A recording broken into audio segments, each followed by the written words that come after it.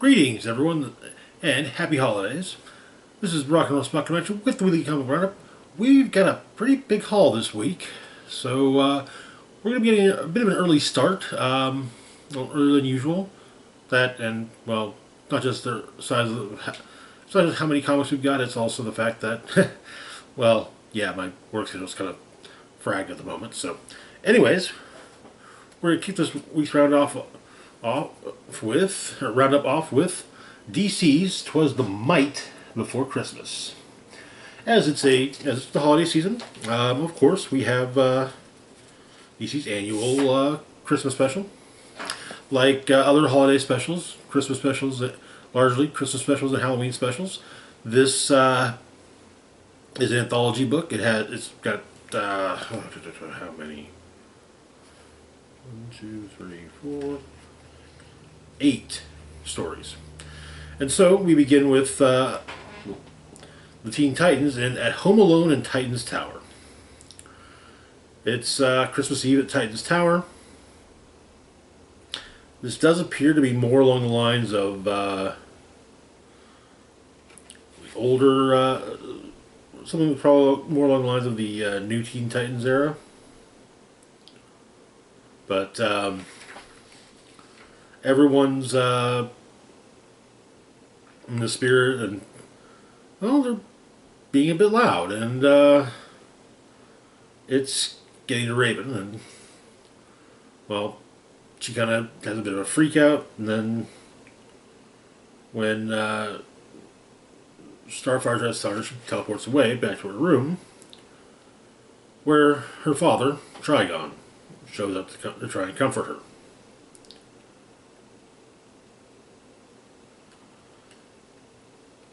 And but she told him to go away, and suddenly realizes she's a kid. Meanwhile, Shimmer and Mammoth have broken into the tower, intending to steal powerful weapons from the Titans trophy room. But well, Raven doesn't have her powers, but she knows a shortcut to the trophy room, so. And she uses various traps, various items from within the trophy room to take down Shimmer and Mammoth. Very clearly as a nod to Home Alone, with Raven in the role of Kevin, and Shimmer and Mammoth in the role of the Sticky Bandits. Even this includes shattered Christmas ornaments.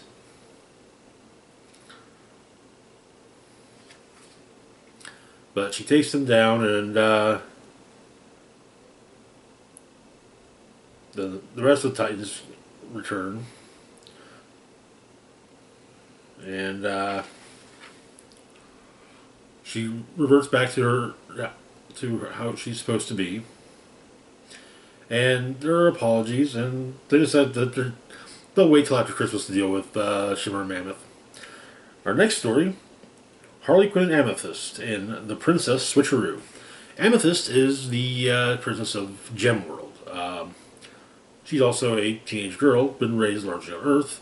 Occasionally, though, she does have to go back and do princessy stuff on Gemworld. And lately, it just seems like a bit much, and she kind of wanted to get maybe take a break from things. So she's gonna switch places with Harley Quinn.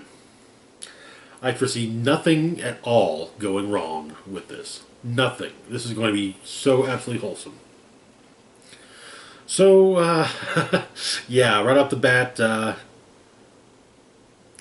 and Lou realize that that's not Harley. But Harley filled in Ivy, and so Ivy manages to calm Bud and Lou down, and kind of just help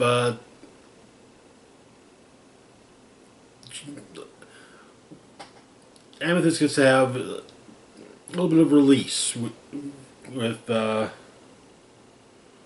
one of Harley's mallets, and it's a bit more than she's expecting. Harley is just basically having a you know, just having fun being a princess who's waited on by an entire court, including setting up a celebration called the Holly Jolly Naughty Nativity Pretty Princess Festivus Festivus, complete with decorations which are apparently quite satisfactory to Harley.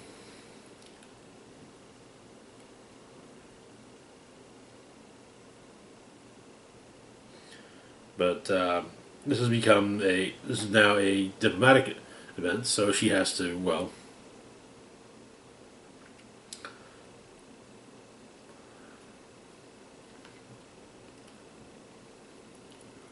but she doesn't want to deal with the diplomats. Meanwhile, back on Earth, Amethyst isn't feeling great about having let loose, and her and Ivy talk, and the idea of and basically saying that it seems that Amethyst needs a form of release. Meanwhile, Harley may have appropriated a few things on Gemworld before leaving, and back on Earth, Ivy takes Harley to Brooklyn, or takes Amethyst to Brooklyn. The intention of having Amethyst do roller derby. Apparently, Amethyst likes it, but Harley returns, and everyone's happy, and admittedly, maybe not the rulers of Gemworld, but yeah, by and large, everyone's happy. Next up, we have Lex Luthor in a Lextacular Christmas Carol. By and large, this is a Christmas Carol, but with Lex Luthor instead of Ebenezer Scrooge. And so you know how in a Christmas Carol, Scrooge learns a lesson, and he opts to be good. Yeah, not Lex. So first rather than the ghost of Jacob Marley, instead it's the ghost of his father, and first doing the exact same Jacob Marley bit. These chains, I'm shackled to the chains I bound in life. Blah blah blah. Yeah, and like yeah, okay, bored now. Somehow you look even worse than you did when I killed you. But yeah, 3 ghosts.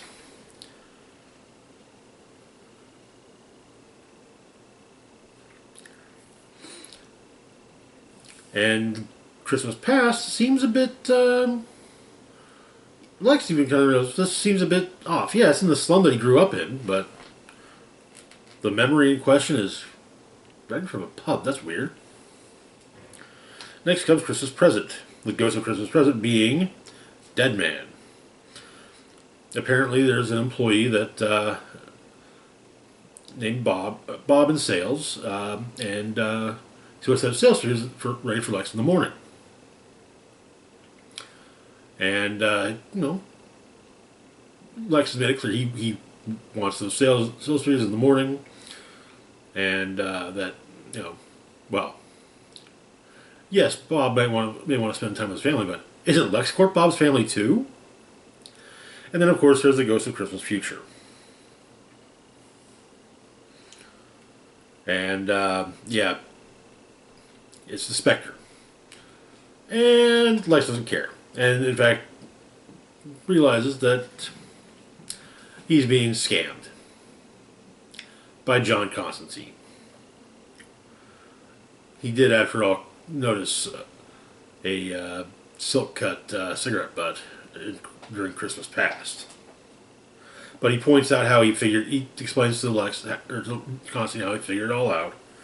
But one thing that is pointed out in Christmas by Dead Man is that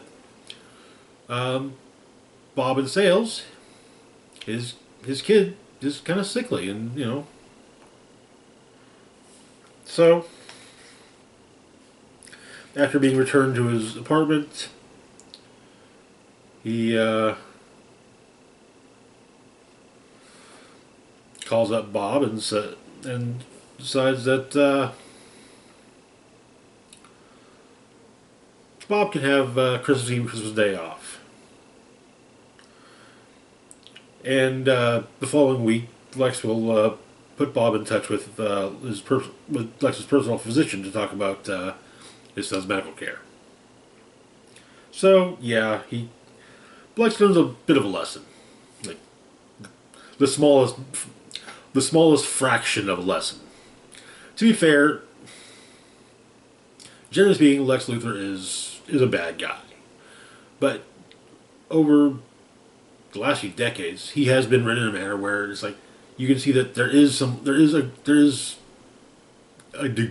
very small amount of good buried underneath all that, and it is kind of nice to see it come back out. Next up, we've got Riddler on the Roof. So it's the last night of Hanukkah, and the eighth night in a row that the Joker has, or that the Riddler, not the Joker, the Riddler has taunted Batman with a Hanukkah-themed riddle. However, Batman's out of town,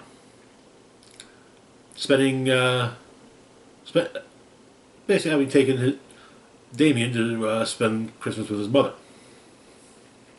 And so, Batwoman's on the case. And she is making more than a few. She makes more than a few comments about the fact that kind of convenient that the member of the Bat family who's asked to fill in for Batman to take care of this is Kate Kane, who is Jewish. But the last clue has her kind of stumped. Turns out though she's got a date, so goes to a bar the bar Perplex. Apparently, free drinks for a year if anyone solves the Riddler's eight-night puzzle. But Kate and her date talk. They definitely have some family issues, and they just end up talking about the riddles themselves. I mean, to be fair, I can imagine that honestly, it makes sense that be living in somewhere like Gotham and Riddler's doing stuff. That would be something that would come up in casual conversation. Potentially even saying, "Oh, well, so Riddler's got this big riddle out. Well, okay, people maybe trying to guess it." But they go over them, and the girl leaves, and Kate says that somebody's gotta have a little faith. Turns out the girl is the Riddler's daughter. And this whole thing is all about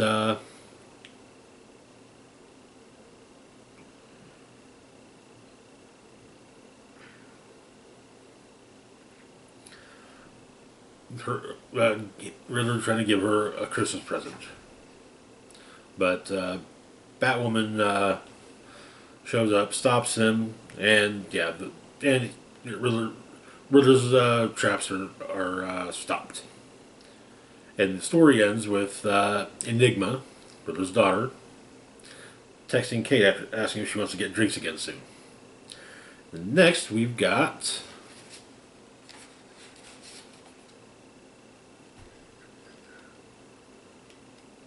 Booster Gold in the Santa copies. It's Christmas Eve, just regular boring Christmas Eve, just Booster and Skeets. Ted's sick with the flu and Terry was on vacation. No blue and gold restoration jobs. But they come upon Santa, and then some kind of device hits him. Of course, Booster freaks out thinking that people are going to see him standing over Santa's unconscious body after he killed Santa.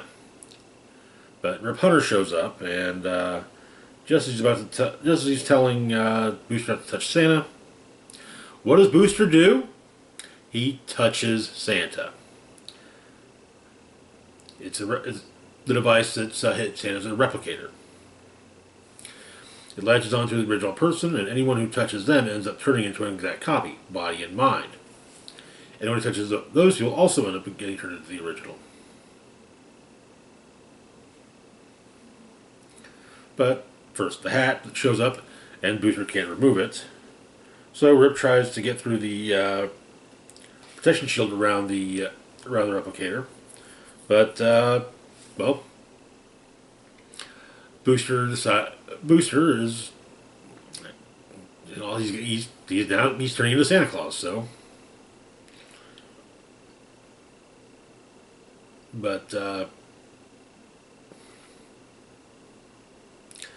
runs into a couple of would-be thieves, and well, yeah, they both end up touching him as well.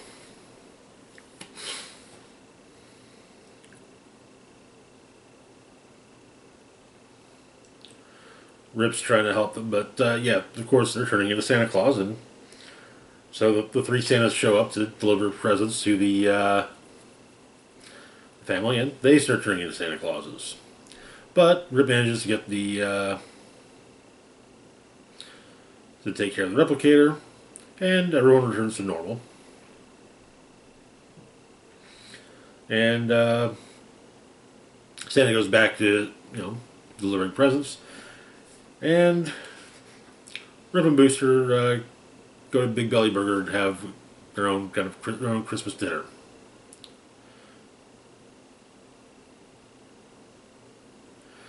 Next, we've got a Superman story. Streaks in the Sky.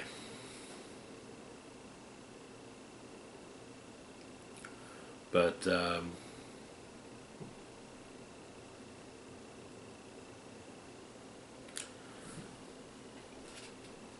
I'm on Metropolis' Lower East Side. He's feeling a bit down. It's Christmas Eve, and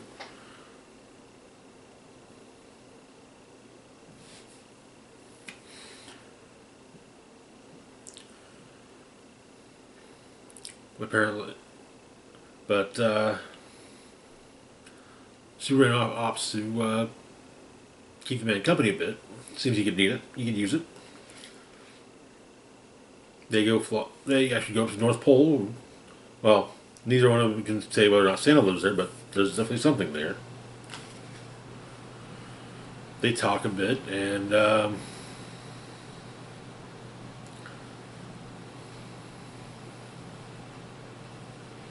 Superman says that yeah, he can save lives, but well,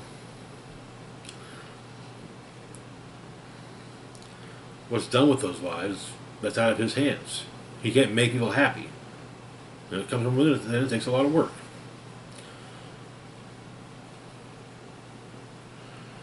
Say he's a symbol of hope, but there's even a greater value in unexpected kindness.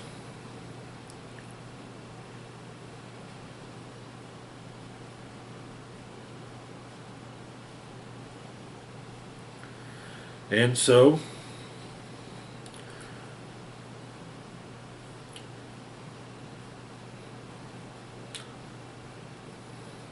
the man that Superman saved becomes a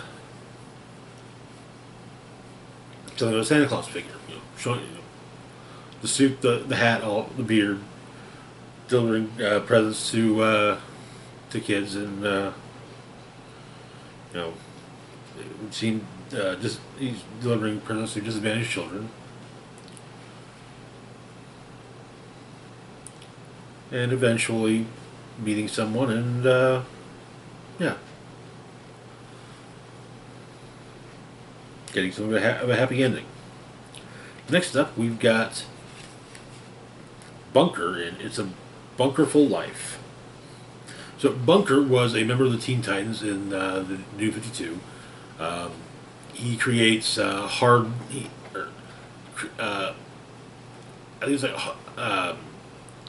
hard light projections, or at the very least, the energy projections that like not in the case of like shooting blasts of energy so much as like creating armor out of energy, or maybe turning, making basically a brick wall around his fist out of energy. But Bunker's in Palermo City, and fighting what appears to be a mythical god beast, but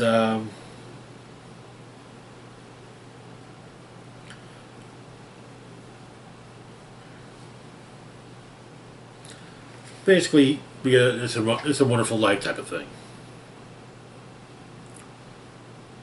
and totally not a Doctor Strange ripoff by the name of Extraño. Shows Bunker what the world would be like if Bunker didn't exist. But the Titans are there. Only they're not the Titans, they're Dominator clones of the Titans. And so Bunker deals with them and is returned to how things are supposed to be, just in time for a Christmas party featuring, or with basically all of DC's LGBTQIA plus characters in attendance. Harley and Ivy are there, Paul and Midnighter, Alan Scott and Obsidian, Catman, Batwoman, Superman, Extraño, Dream, various others that are drawn in the background, so it's hard to necessarily pick them out. And then, but that's where the story ends. That's where that story ends. I believe. And our final story features Batmite called Wonderful Toys. It's Christmas at Wayne Manor. The Robins are dressed in the tree, except for Damien, who's training. After all, crime doesn't take holidays. Though the Robins are kind of say, yeah, actually, kind of, sort of does. It's a weird thing where actually nothing really happens on Christmas Eve, on Christmas Day, or, on Christmas. But Batmite shows up, and realizes this Robin isn't Dick, or Jason, or Tim, definitely not Stephanie. So he must be an imposter.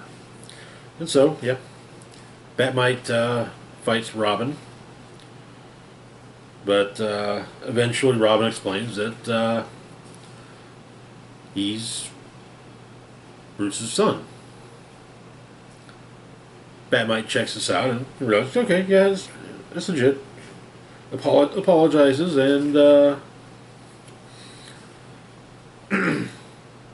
makes an image of Talia to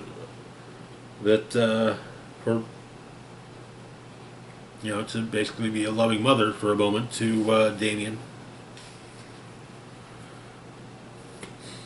And the rest of the Robins come in, and